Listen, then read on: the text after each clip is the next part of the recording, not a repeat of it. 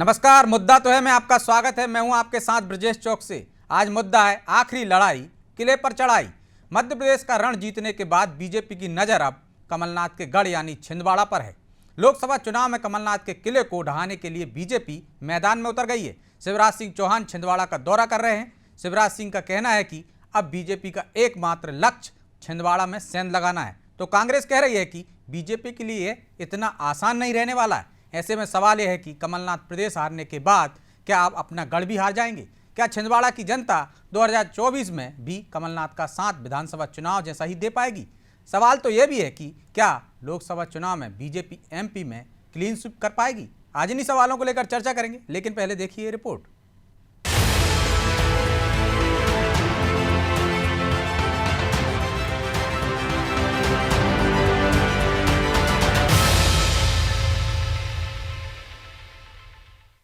अब कमलनाथ के गढ़ पर नजर, बीजेपी नहीं छोड़ेगी कोई कसर। शिवराज सिंह का छिंदवाड़ा दौरा, 2024 के लिए तैयार हो रहा घेरा। मध्य प्रदेश जीतने के बाद अब बीजेपी 2024 में कमलनाथ के गढ़ को भेदने की रणनीति बना रही है, क्योंकि 2019 में छिंदवाड़ा ही ऐसी इकलौती लोकसभा सीट थी जिसे बीजेपी नहीं जीत सकी थी। लेकिन जिस तरह का बहुमत विधानसभा चुनाव में बीजेपी को मिला है, उसके बाद अब पार्टी का मनोबल बढ़ा हुआ है और वो हर हाल में छिंदवाड़ा को जीतने की कोशिश करेगी। इसी कड़ी में सीएम शिवराज सिंह ने छिंदवाड़ा का दौरा करना भी शुरू कर दिया है, ताकि छिंदवाड़ा में कांग्रेस की कमजोरियों को पहचान कर आने वाले लोकसभा चुनाव में उस पर चोट की जा सके।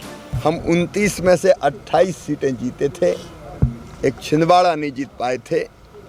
आज से हम मिशन 2024 प्रारंभ कर रहे हैं कि 29 में से 29 की 29 सीटें छिंदवाड़ा सहित, और सबसे पहले छिंदवाड़ा भारतीय जनता पार्टी जीते, इसका अभियान भी हम आज से प्रारंभ कर रहे हैं। भले ही बीजेपी का टारगेट कमलनाथ का घर छिंदवाड़ा हो, लेकिन ये लक्ष्य हासिल करना इतना भी आसान नहीं रहने वाला है, क्योंकि विधानसभा चुनाव की इस प्रचंड जीत के बाद भी बीजेपी छिंदवाड़ा की एक भी विधानसभा सीट नहीं जीत सकी।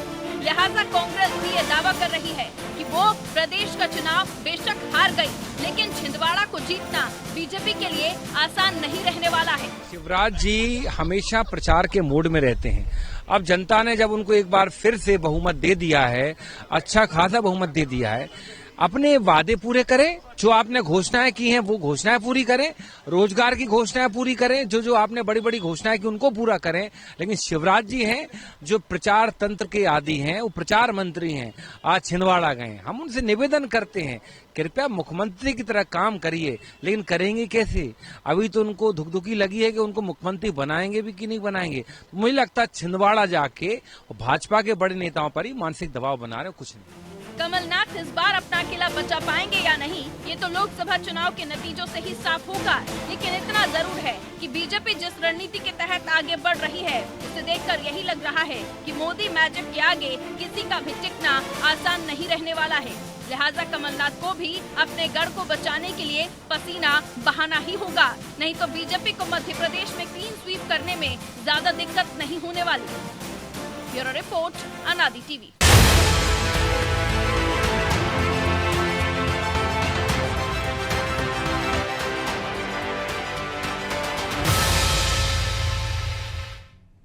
तो इस मुद्दे पर चर्चा के लिए हमारे साथ जुड़ गए हैं सनवर पटेल, बीजेपी प्रवक्ता हैं, धर्मेंद्र शर्मा, कांग्रेस प्रवक्ता हैं, अशोक शुक्ला, वरिष्ठ पत्रकार। तीनों मेहमानों का बहुत बहुत स्वागत है। पटेल साहब, शुरुआत आपसे ही करते हैं। ये उत्साह है या जो कांग्रेस कह रही है कि अपने नेताओं पर प्रेशर बनाने के लिए छिंदवाड़ा जा रहे हैं, मानसिक दबाव बना रहे हैं शिवराज जी? होना जाना कुछ नहीं है, 7 सीट हार चुके हैं आप। देखिए, बहुत ही स्पष्ट है कि भारतीय जनता पार्टी हर दिन अपने काम में लगी रहती है और कांग्रेस इस बात को समझ नहीं पाती है। कांग्रेस को समझने में इतनी देर हो गई कि वो 404 सीटें उनकी होती थी पूरे देश में, वो 44 पर आ गई। ये हाल हो गए कि सत्ता से वो आज विपक्ष की भूमिका में भी नहीं है, लगातार 2 बार के लोकसभा चुनाव के बाद। प्रदेशों में लगभग 30 राज्यों में से जहां लगभग सभी राज्यों में उनकी सरकारें होती थी, आज 3.5 राज्यों पर सिमट कर रह गए। उसके बावजूद वो इस बात को नहीं समझ पा रहे हैं कि अब दुनिया बदल गई है, आपको जनता के बीच जाना होगा, जनता के बीच में खड़े होना पड़ेगा, तभी आप अपना और अपनी पार्टी का काम खड़ा कर पाएंगे। भारतीय जनता पार्टी के बड़े से बड़े नेता भी कार्यकर्ता का भाव रखते हैं और कार्यकर्ता के भाव के चलते जो संगठन काम हाथ में ले लेते हैं, उस काम को पूरा करने का प्रण प्राण से प्रयास करते हैं। उसी कड़ी में शिवराज जी 2024 के 29-0 के टारगेट को पूर्ण करने के लिए छिंदवाड़ा जा रहे हैं और निश्चित रूप से 29-0 मतलब 29 मोतियों की माला मध्य प्रदेश देश के प्रधानमंत्री नरेंद्र मोदी जी के गले में स्वागत करते समय डालेगा। तो धर्मेंद्र जी, प्रदेश में लौट रहे थे कमलनाथ, भावी मुख्यमंत्री कमलनाथ, प्रदेश तो हार ही गए, अब क्या छिंदवाड़ा बचा पाएंगे? जिस तरह की रणनीति के साथ मैदान में उतर रही है, वो निराशा दूर करके अपने किले को बचा पाएंगे, कार्यकर्ताओं में जोश भर पाएंगे?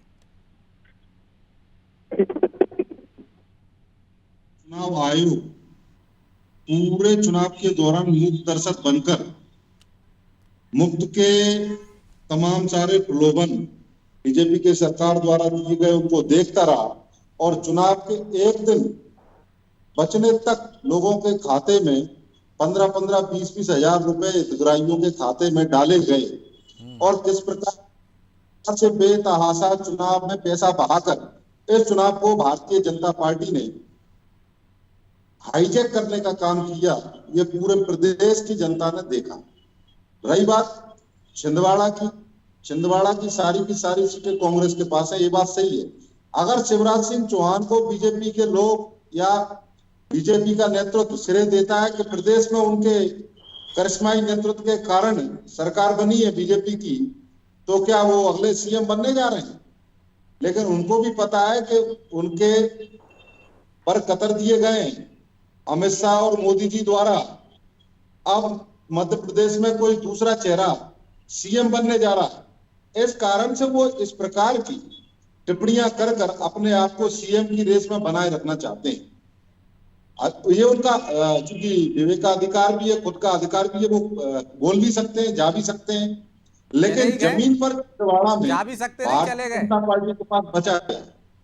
दूसरी चीज, भारतीय जनता पार्टी ने और निर्वाचन आयोग ने जो सहयोगी की तरह काम किया, ये मध्य प्रदेश की पूरी जनता ने देखा। ये चुनाव कैसे हुआ है, छिंदवाड़ा में हार जाएंगे तब भी ऐसा ही कहेंगे क्या? सुनिए तो ब्रजेश जी, आप बहुत बड़े पत्रकार हैं। अरे तो अभी छिंदवाड़ा की बात कर रहे हैं, आप चुनाव आयोग में हार गए, उसका रोना रो रहे हो आप। मेरी आपसे प्रार्थना, विनम्र एक प्रार्थना, आपने बहुत सारे चुनाव देखे होंगे, क्या कारण है एक पार्टी को बैलेट पेपर पर 199 सीटों की बढ़त मिलती है और ईवीएम की काउंटिंग आते वो पार्टी 66 पर सिमट जाती है? क्या आपने कभी ऐसा ट्रेंड देखा है आज तक? आप तो पूरा मध्य प्रदेश पर हम डिबेट कर चुके हैं, पिछले दिनों से उसी से चल रही है। अभी तो छिंदवाड़ा पे आ जाओ, लोकसभा पे आ जाओ भाई। धर्मेंद्र जी कर चुके डिबेट, उसी दिन से कर रहे हैं ना जिस दिन से परिणाम आ चुके हैं। आप छिंदवाड़ा बचा पाएंगे कि नहीं और कैसे बचाएंगे? मैं छिंदवाड़ा की ही बात कर रहा हूँ। आप छिंदवाड़ा पे तो भारतीय जनता पार्टी के पास कुछ बचा ही नहीं है। छिंदवाड़ा में भारतीय जनता पार्टी के लोग करने क्या जा रहे हैं भाई? वहां तो आपके पास कोई सीट भी नहीं है सरपंच, जिला पंचायत, जनपद पंचायत से लेके नगर निगम सारी सीटों पर कांग्रेस पार्टी है और वहां कमलनाथ जी के नेतृत्व में कांग्रेस पार्टी बहुत अच्छी परफॉर्मेंस दे रही है और देती आ रही है और मुझे उम्मीद है कि आगे भी बहुत अच्छी परफॉर्मेंस छिंदवाड़ा से रहेगी। लेकिन आप ये क्यों भूल जाते हैं धर्मेंद्र जी कि 2018 में आप सत्ता में पहुंच गए थे और इसके 4 महीने बाद चुनाव हुए थे, तो किस तरह से 29 में से 28 सीटें वो ले गए थे और महज 38,000 से जीते थे नकुलनाथ। आप मुझे बताइए, अब तो आप सत्ता में भी नहीं है महाराज। एक सर्वे एजेंसी अपने सर्वे में बोलती है भारतीय जनता पार्टी को 163 सीट आएंगी और भारतीय जनता पार्टी को 163 सीट आती है। उन्हें कौन सी दिव्य दृष्टि प्राप्त है वो ये बता सकते हैं? क्या ग्राउंड पर ऐसा कोई वातावरण आपको दिखा? सेम स्थिति लोकसभा के चुनाव में भी बनती है। हो सकता मैं है तो आपको न कांग्रेस दिखा हो। पार्टी के आपके माध्यम से मैं कांग्रेस पार्टी के वरिष्ठ नेतृत्व से निवेदन करता हूं कि इस विषय पर गंभीरता से ध्यान दें कि भारतीय जनता पार्टी और भारतीय जनता पार्टी का समर्थित मीडिया जो चीज सेट कर देता है वही परिणाम कैसे आ जाते हैं। आज मध्य प्रदेश में गली चौराहे मोहल्ले पर बच्चा इस बात की चर्चा कर रहा है कि ये परिणाम कैसे आए।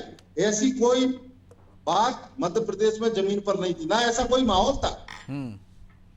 लेकिन आपके सामने परिणाम है, हमारे सामने परिणाम है, और कांग्रेस पार्टी फिर से नई ऊर्जा के साथ चुनाव मैदान में जाने के लिए तैयार है। हम जैसे एक एक कार्यकर्ता फिर से अपने प्राणपण से मेहनत करेंगे और अंतिम सांस तक ठीक है, कांग्रेस के लिए मेहनत करेंगे। चलिए मैं आ रहा हूँ आपके पास। शुक्ला जी, क्या बीजेपी जिस तरह से विधानसभा चुनाव में बम्पर जीत हासिल कर पाई है, क्या क्लीन स्वीप कर पाएगी? 29 के 29 सीटें जीत पाएगी, या ये अतिशयोक्ति है, या इसमें आपको संभावनाएं दिख रही हैं? आप नहीं, आप ये देखिए कि मैं 2019 में अगर अमित शाह जी ने ही लक्ष्य निर्धारित किया था और साथ में उन्होंने कहा था कि ये 2 सीटें, जिसमें एक सिंधिया की सीट थी और दूसरी कमलनाथ जी की सीट थी, कि ये भी चाहिए। तो सिंधिया की तो मिल गई थी और कमलनाथ जी की छूट गई या बच गई थी। उस समय आप ये मुख्यमंत्री थे कमलनाथ जी 2019 में जब ये चुनाव हुए थे। और अब अगर कमलनाथ की सीट को भी लक्ष्य किया जा रहा है, जो उनके पुत्र के पास में है, सांसद है नकुलनाथ जी वहां से, तो मध्य प्रदेश में अभी अगर कांग्रेस का कोई एक मजबूत पिलर है तो आप कह सकते हैं कि वो कमलनाथ है। अब उसको ढाने की कोशिश जो है वो बीजेपी की है, या जो हमारे मुख्यमंत्री हैं अभी शिवराज जी हैं, ये उनकी कोशिश है। तो लोकसभा में मतलब अभी विधानसभा चुनाव जो है उसको भी कहा जा रहा है कि सेमीफाइनल है। तो सेमीफाइनल में अगर आपने बहुत अच्छा प्रदर्शन किया है, तो जैसे अभी जो भी वो तो कह रहे हैं कि ईवीएम की वजह से, चुनाव आयोग की वजह से जीत गए, ऐसा माहौल ही नहीं था। फग्गन सिंह कुलस्ते, सतना से सांसद गणेश सिंह, नरोत्तम मिश्रा गृह मंत्री, तो बड़े दिग्गज हारे हैं। तो ये ठीक है, आप जब हारते हैं तो हार के तमाम कारण आप गिनाते हैं, उसमें आप ईवीएम की भी चर्चा करते हैं। लक्ष्मण सिंह कह ही रहे हैं कि ईवीएम का तो मुंह नहीं होता ईवीएम में, तो वो कैसे बताएगी? नहीं, लेकिन एक पूरी प्रक्रिया रहती है, उस दौरान ही इनको आपत्ति लेनी चाहिए थी। जब वोटिंग हो रही थी, उसका जो वीवीपैट होता है, बहुत सारी उसकी जो है वोटिंग से पहले भी उसकी एक प्रक्रिया रहती है, जांचने परखने की रहती है। अगर आपको किसी शंका है तो आप उसका बायकॉट भी कर सकते हैं। आप कह सकते हैं कि साहब की सिस्टम पे हमारा विश्वास नहीं, इस प्रक्रिया पे हमारा विश्वास नहीं। तो मध्य प्रदेश में अभी जो सबसे मजबूत पिलर है कांग्रेस का, वो कमलनाथ है। और कमलनाथ का जो क्षेत्र है छिंदवाड़ा, ये ठीक है, वहां पे अभी विधानसभा में एक भी, चूंकि बीजेपी को कोई बड़ी कामयाबी नहीं मिली है, तो जाहिर है कि छिंदवाड़ा उनके निशाने पर हो गए बीजेपी के। और मुख्यमंत्री की प्राथमिकता भी ये है कि वो इस सीट को भी जीत कर जो है, जो शीर्ष नेतृत्व बीजेपी को, उसको ये दिखा सके कि शिवराज में वो काबिलियत है कि केवल 28 नहीं बल्कि 29 सीटें जो है बीजेपी की झोली में आ सकती हैं। तो शिवराज ने एक बड़ा लक्ष्य अपने लिए निर्धारित कर लिया है। देखना यह है कि वो सीएम बने रहते हैं कि नहीं रहते हैं। लेकिन बड़ा लक्ष्य ऐसा भी नहीं है कि वो अजय किला हो, पहले कभी वहां पे हार ना मिली हो। सुंदरलाल पटवा हरा चुके हैं उनको, कमलनाथ जी को। बिल्कुल बिल्कुल। फिर अलकानाथ जी को टिकट मिली थी उस समय, ये हवाला का एक मामला था जिसके चलते हवाला कांड में टिकट नहीं दिया था कमलनाथ जी को कांग्रेस ने 1996 में, तो अलकानाथ को लड़ाया था। लेकिन जब बंगला खाली होने की बात आई, क्योंकि वो पहली बार की सांसद थी, तो उनसे इस्तीफा दिलाकर खुद मैदान में उतरे थे और उपचुनाव में पटवाजी से हार गए थे। हालांकि पटवाजी को अगले साल ही उन्होंने हरा दिया। बड़ा दिलचस्प चुनाव था ये, और इसकी उस समय खूब चर्चा हुई थी। तो ऐसा नहीं है, देखिए मुश्किल कुछ भी नहीं है। जैसे सिंधिया के बारे में कौन सोच रहा था कि 2019 में सिंधिया को यादव जी हरा देंगे, लेकिन यादव जी ने हराया। तो मोदी लहर में बड़े बड़े किले ढह गए हैं। और अगर इस बात जो है शिवराज जी ये लक्ष्य निर्धारित कर रहे हैं अपने लिए कि 29 की 29 चाहिए और उसमें छिंदवाड़ा भी चाहिए, तो मुझे नहीं लगता कि ये कोई बहुत कठिन कार्य है। बाकी आगे देखिए जनता क्या तय। तो धर्मेंद्र जी, लक्ष्य मुश्किल नहीं है, आसान है, पहले भी हरा चुके हैं। ऐसा नहीं है कि अजय है वो आपके लिए वो किला।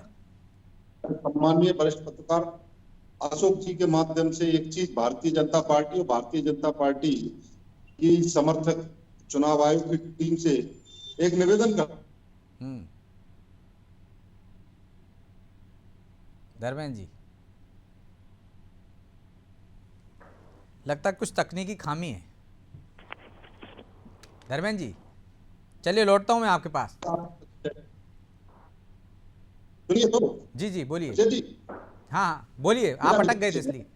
सरकार है अशोक जी, मैं उनका सम्मान करते हुए उनके माध्यम से भाजपा से और भाजपा का समर्थक निर्वाचन आयोग जो बनकर बैठा है उससे निवेदन करता हूं।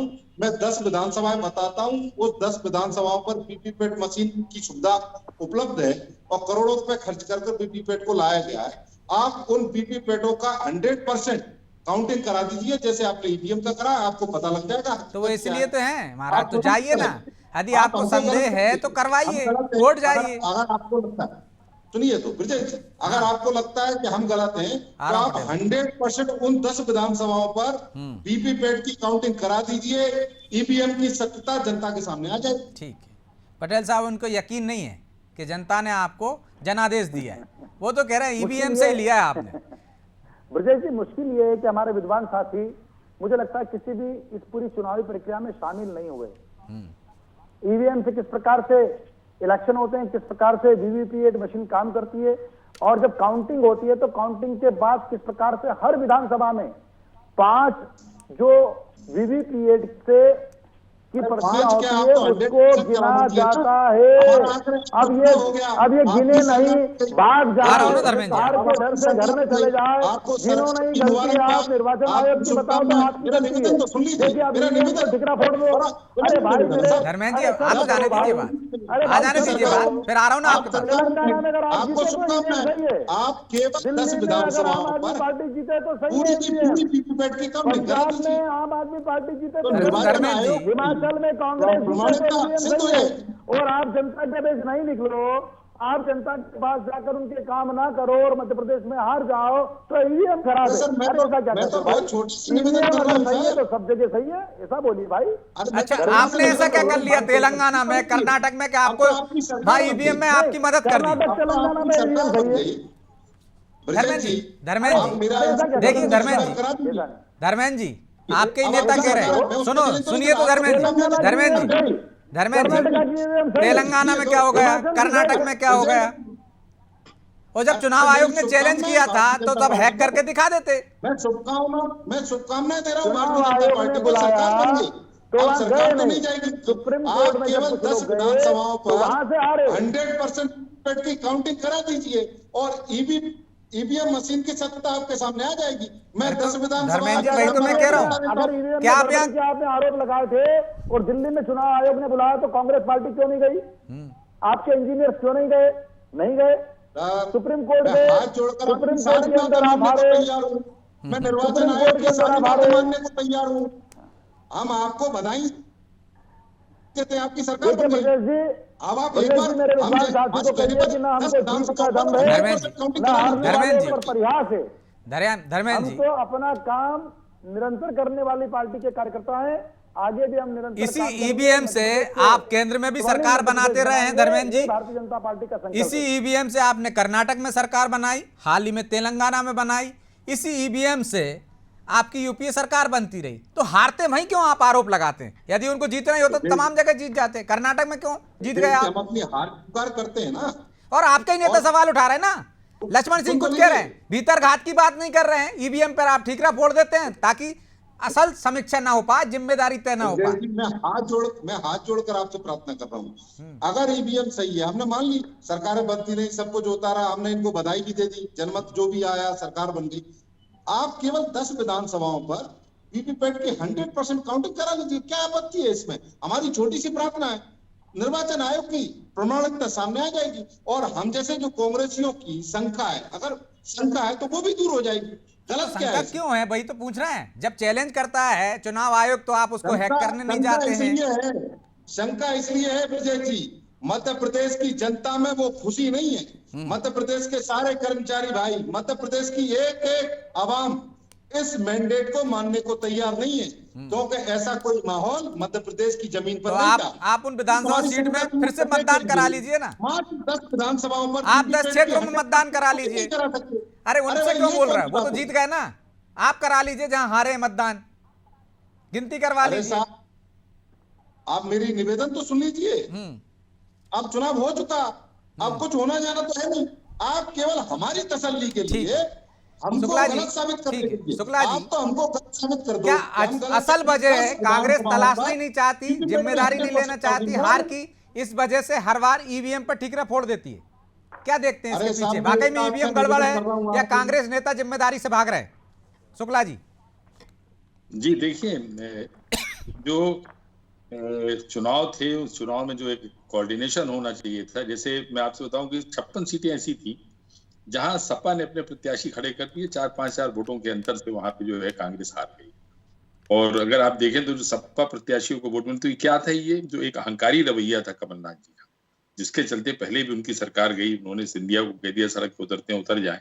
उसी तरह से उन्होंने एन चुनाव के वक्त में कह दिया कौन अखिलेश वखिलेश। अब जब उन्होंने कहा कौन अखिलेश वखिलेश, तो जो उत्तर प्रदेश से लगे इलाके थे वहां पे सपा ने अपने प्रत्याशी खड़े कर दिए, जिससे बड़ा नुकसान हुआ है।